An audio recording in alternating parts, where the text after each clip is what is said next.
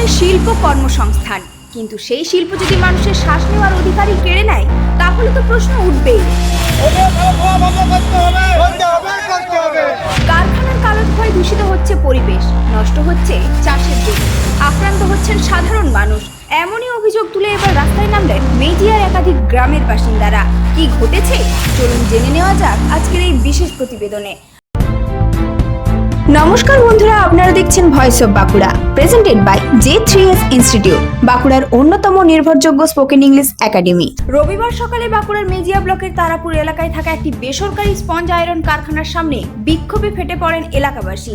তারাপুর, মেজিয়া, মাতাবেল, সাকারডিহি সহ একাধিক গ্রামের মানুষের অভিযোগ, দীর্ঘদিন ধরে অমিয় স্টিল নামে ওই কারখানার কালো ধোঁয়া এবং বজ্রের কারণে পরিবেশে মারাত্মকভাবে ক্ষতিগ্রস্ত হচ্ছে। স্থানীয়দের দাবি, কারখানা থেকে নির্গত ধোঁয়া শুধু বাতাসই দূষিত করছে না, তার প্রভাব পড়ছে জলাশয়, পুকুর এবং কৃষি জমির ওপরও। ফলে ক্ষতির মুখে পড়েছেন এলাকার সাধারণ মানুষ এবং কৃষকরা। আমাদের এই অবস্থান বিক্ষোভের মূলত কারণ হচ্ছে অমিয় ফ্যাক্টরি থেকে নির্গত হওয়া কালো ধোঁয়া। এই কালো ধোঁয়ার কারণে এই অমিয় ফ্যাক্টরির আশেপাশের প্রায় 10 থেকে 15টি গ্রাম যেভাবে বিভিন্ন ধরনের রোগে আক্রান্ত হচ্ছে, ক্যান্সারের মতন রোগও এখানে আছে, ক্যান্সারের মতন রোগও হচ্ছে। শুধু রোগ হচ্ছে শুধু তাই না, আশেপাশে চাষযোগ্য জমিগুলিতে চাষ প্রায় শেষের মুখে, পুকুরগুলিতেও মাছ চাষ প্রায় হয় না, আর গবাদি পশুও প্রায় মারা যাচ্ছে। কারণ এই অমিয় ফ্যাক্টরির কালো ধোঁয়া, এই অন্যায়ের বিরুদ্ধে আমাদের আজ অবস্থান বিক্ষোভ। দীর্ঘ 15 বছর এই তৃণমূলের সরকারের আমলেও প্রচুর পরিমাণে কালি ধোঁয়া উড়েছে। হ্যাঁ, পলিউশন দপ্তরেও জানানো হয়েছে, সেখান থেকেও কোনো সুরাহা মেলেনি। বিক্ষোভকারীদের অভিযোগ, বহুবার প্রশাসনের বিভিন্ন স্তরে বিষয়টি জানানো হলেও এখনো পর্যন্ত কার্যকর কোনো পদক্ষেপ নেওয়া হয়নি। এই পরিস্থিতিতে বাধ্য হয়ে এদিন মিছিল করে কারখানার গেটের সামনে অবস্থানে বিক্ষোভে সামিল হন এলাকাবাসী। তাদের দাবি একটাই, অবিলম্বে দূষণ নিয়ন্ত্রণে কার্যকর ব্যবস্থা গ্রহণ করতে হবে এবং আধুনিক দূষণ নিয়ন্ত্রক যন্ত্র ব্যবহার করতে হবে। এই কালো ধোঁয়াটা বন্ধ করুন। এর জন্য নানা রকম সমস্যা হচ্ছে, স্কিনের প্রবলেম থেকে শুরু করে মানুষের ঘরে ঘরে নানা রকম রোগ এই কালো ধোঁয়ার জন্য। ঘর বাড়িতে একটু জানলা দরজা খোলা রাখলে, একটু সর্দি কাশি বেশি হলে সেটা থেকে গুরুতর দিনের দিন বাড়ছে। এটা হয়েছে প্রায় 20 বছর ধরে হয়েছে। হ্যাঁ, জানিয়েছি, কিন্তু সুরাহ কিছু হয়নি। এটা আমরা ওদের কাছে আর্জি জানাচ্ছি, যদি ওরা ঠিক করে এটা মেনে নেয় তো ঠিক আছে, না হলে আমাদেরকে আরো ব্যবস্থা নিতে হবে। আমাদের এই শিল্পটা আমরা বন্ধ করতে বলছি না, আমরা বলছি যেন আমাদের এই দূষণ মুক্ত পরিবেশটাকে দূষণ মুক্ত করতে চাইছি।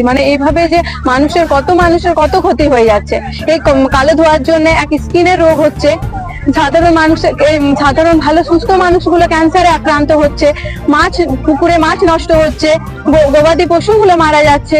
তো আমাদের কারখানা কর্তৃপক্ষের কাছে বলা হয়েছে, কিন্তু তারা কোনো ব্যবস্থা। বিগত 15 বছর কারখানাটা চলছে, হ্যাঁ, কোনো পলিউশন এখানে হয় না। পলিউশন বোর্ডকে বুড়ো আঙ্গুল দেখিয়ে কোনো পলিউশন কন্ট্রোল হয় না।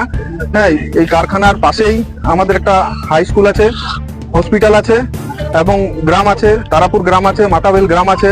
এই এত গ্রামের মানুষকে কিভাবে এরা বিনা পলিউশনে কারখানাটা চালাচ্ছে, কার মদতে এই 15টা বছর কারখানাটা এইভাবে চলছে, আমরা এটা জানতে চাই।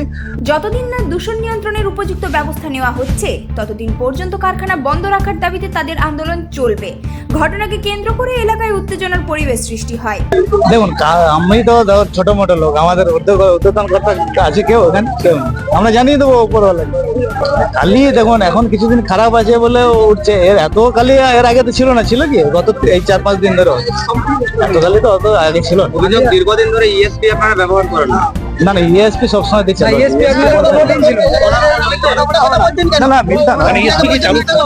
আগে এবার খারাপ ছিল, 100% কাজ করতো না, সেটা তো আমাদের নতুন আবার ইএসপি বানানো হচ্ছে।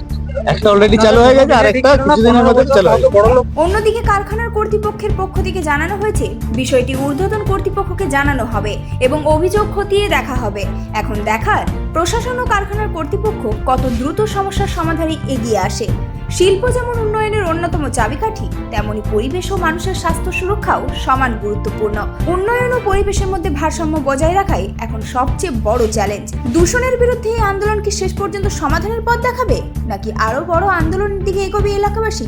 সেদিকেই এখন সবার নজর। এই ধরনের গুরুত্বপূর্ণ খবর সবার আগে পেতে আমাদের চ্যানেলটি সাবস্ক্রাইব করুন আর ভিডিওটি শেয়ার করতে ভুলবেন না। আপনার মতামত কমেন্টে জানান আর লাইক শেয়ার করে ভয়েস অফ বাঁকুড়ার পাশে থাকুন।